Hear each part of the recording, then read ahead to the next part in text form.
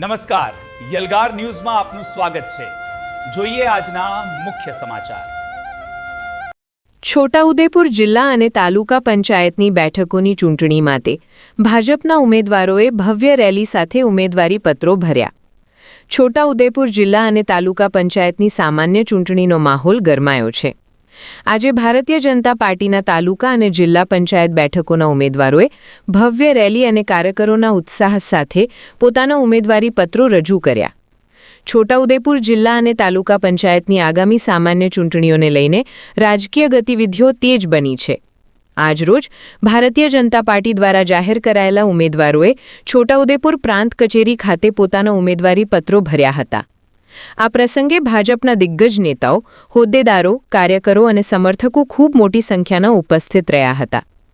ઉમેદવારી પત્ર ભરતા સમયે લોકસભા સાંસદ જસુભાઈ રાઠવા, ધારાસભ્ય રાજેન્દ્રસિંહ રાઠવા, તાલુકા ભાજપ પ્રમુખ રસિક રાઠવા, પૂર્વ રેલવે રાજ્યમંત્રી નારાયણભાઈ રાઠવા અને પૂર્વ ધારાસભ્ય શંકરભાઈ રાઠવા સહિત અનેક જિલ્લાના, તાલુકાના અગ્રણીઓ અને હોદ્દેદારો અને કાર્યકરો હાજર રહ્યા હતા।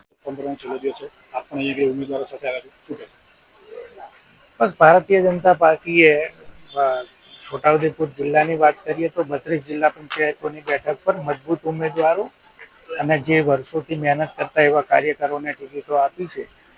મને શ્રદ્ધા ને વિશ્વાસ છે કે છોટાઉદેપુર જિલ્લાની અંદર ખૂબ બહુમતીથી ભારતીય જનતા પાર્ટી વિજયી થશે। અત્યારે 31 જિલ્લા પંચાયતો હતી તો રિપીટ થયું લાગે? 100% મને પૂર્ણ વિશ્વાસ છે કે અમે એટલી બેઠકો મેળવીશું। કયા મુદ્દા સાથે જનતા સમક્ષ? રાજ્ય સરકારના કરેલા કામો, ભારતીય જનતા પાર્ટીની યોજનાઓ અને એ જે વિકાસના જે અમારા કામો થયેલા છે, આખું આયોજન છે, એ લઈને અમે જવાના લોકો વચ્ચે। પત્ર ભરવામાં આવ્યું છે ભારતીય જનતા પાર્ટીના મેન્ડેટ ઉપર।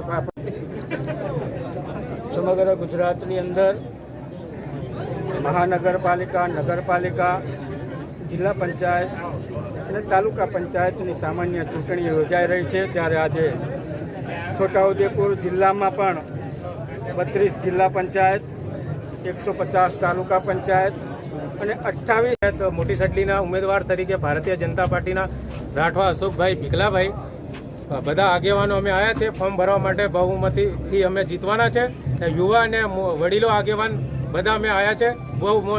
ખૂબ બહુમતીથી અમે જીતીશું ને લોકોના કામ કરીશું, નાના મોટાના બધાના અમે કામ કરીશું। અમારા વિસ્તારમાં આમ આદમી પાર્ટીના ઉમેદવાર છે, કોંગ્રેસના પણ ઉમેદવાર છે, ક્યાંક ને ક્યાંક આ લોકો પાસે કયા મુદ્દા લઈને જશે? અમે સરકારના જેટલી પણ યોજના છે એ અમે કહીશું લોકોના।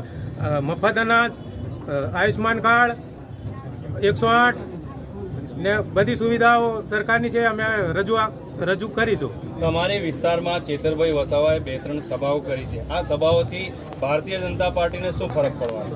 બધા કોઈ અસર નહીં પડવાની। જેટલા બી જોડાયેલા એ પાછા ભારતીય જનતા પાર્ટીમાં આવી ગયા છે। તમે જે વાત કરો છો, સરકારની યોજનાઓની વાત કરો છો, સરકારની યોજનાઓ ધારાસભ્ય, સંસદ સભ્ય અને અન્ય જે ચૂંટાયેલા છે એ લોકો પહોંચાડતા હોય છે, તો તમે શા માટે જશો અને તમે શું કામ કરશો? અમે ધારાસભ્ય, સાંસદશ્રીએ જે કામો કર્યા છે, રોડ, રસ્તા, પુલો, જે રસ્તા કર્યા છે એ લોકોને અમે કહીશું। નાના મોટા કામો થયા છે, કંઈ બાકી હોય એ પણ અમે પૂરા કરીશું।